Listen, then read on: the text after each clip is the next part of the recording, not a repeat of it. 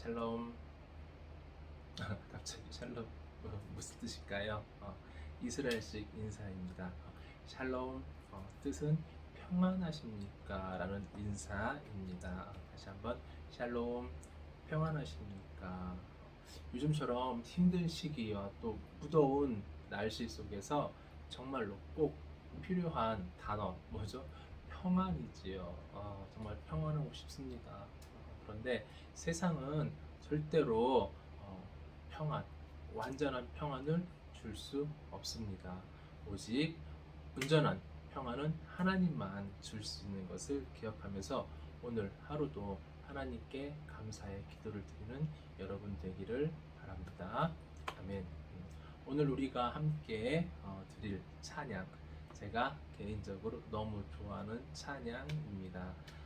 제목은 뭐냐면요, 선한 능력으로. 다시요, 선한 능력으로입니다. 먼저 하나님 말씀 읽어 드리겠습니다. 빌립보서 1장 20절 말씀입니다. 제가 봉독해 드립니다. 나의 간절한 기대와 소망을 따라 아무 일에든지 부끄러워하지 아니하고 지금도 전과 같이 온전히 담대하여 살든지 죽든지 내 몸에서 그리스도가 존귀하게 되게 하려 하나니. 아멘. 하나님께서 우리 모든 사람 각자에게 맡겨진 일들이 있습니다. 우리를 세상에 태어나게 하신 목적이 있다는 것입니다. 사도 바울이 빌립보 교회의 사명자에게 어떻게 살아야 하는지에 대해서 말씀하신 것이 오늘 빌립보서 1장 20절 말씀입니다. 나를 통해서 하나님의 영광과 또한 예수 그리스도의 영광이 나타나야 됩니다. 오늘 찬양의 가사를 쓴 사람이 이와 똑같은 사람입니다. 선한 능력으로 이 찬양의 가사를 쓴 사람 이름이 디트리히 본회퍼입니다. 이름이 길죠? 먼저 그 얼굴 사진 보겠습니다. 이 사람이 바로 본회퍼입니다. 이 사람은 누구냐면은 독일의 목사이면서 또한 유명한 신학교 교수입니다. 이름이 길기 때문에 줄여서 비읍, 본회퍼에서 비읍 목사, 제가 줄여서 설명드리겠습니다. 이해되셨죠? 본회퍼 목사님. 그래서 독일에서 신학교를 졸업하고 더 공부하기 위해서 미국으로 가서 그곳에서 본 목사님이 계속해서 공부하게 됩니다. 공부하는 동안에도 그 목사님의 능력 인정받아서 대학교 교수로 추천받을 정도로 유명하게 되었습니다. 그러나 그때 독일 그 상황 무엇이었냐면은 히틀러 아시죠? 히틀러가 통치하고 있었던 시대입니다. 그런데 히틀러가 어떻게 정치했죠? 모든 기독교 종교 다 했습니다. 때문에 모든 교회 목사님들이 하나님을 믿고 따라가는 것이 아니고 히틀러를 따라갔습니다.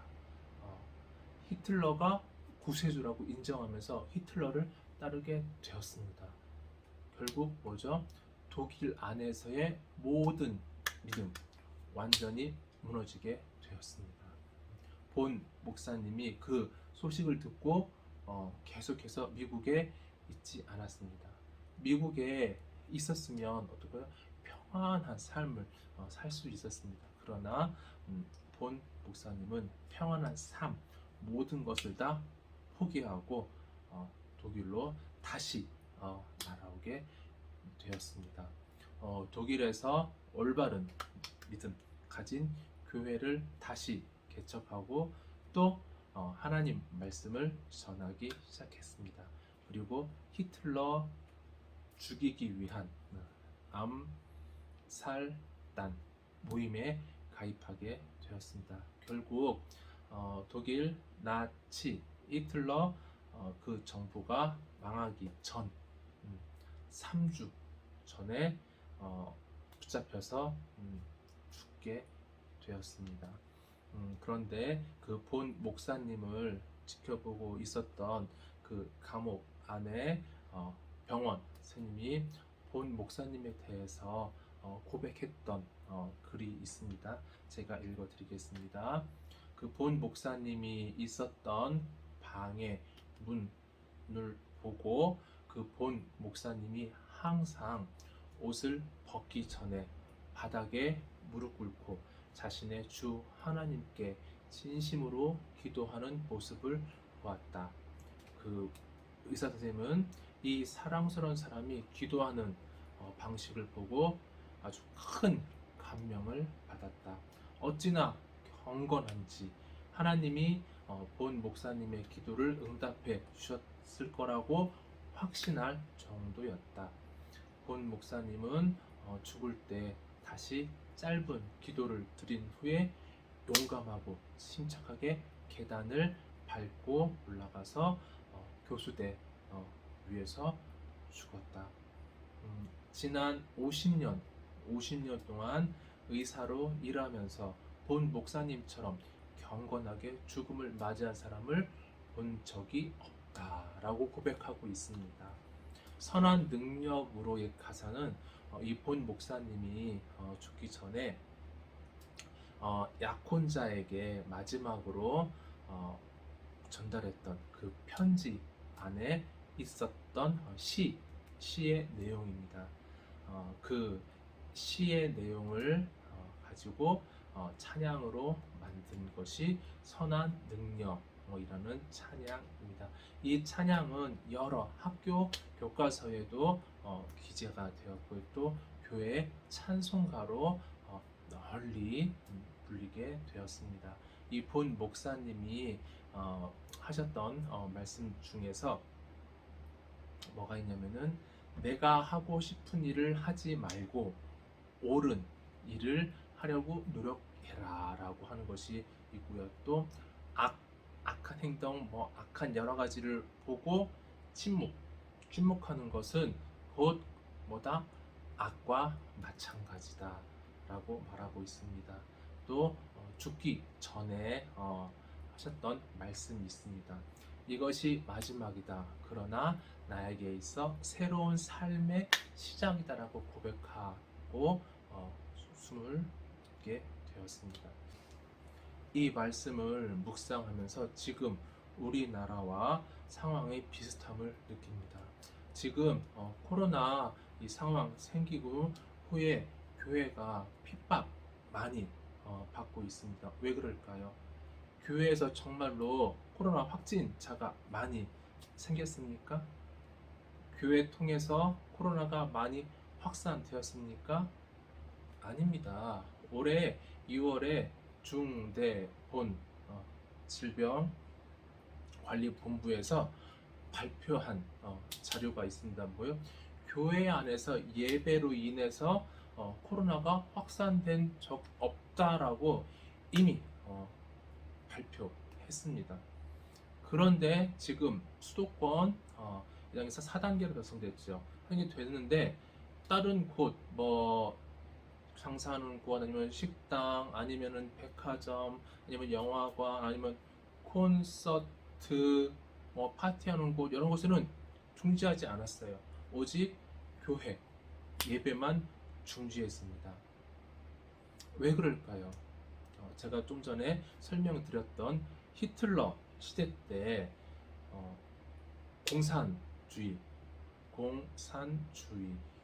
공산주의가 장악했을 때 모든 교회 다 패했습니다. 왜요? 공산주의하고 하나님 믿는 사람하고는 완전히 반대입니다. 공산주의를 따라가는 사람이 곧 하나님을 따라하는 사람하고 똑같지 않습니다.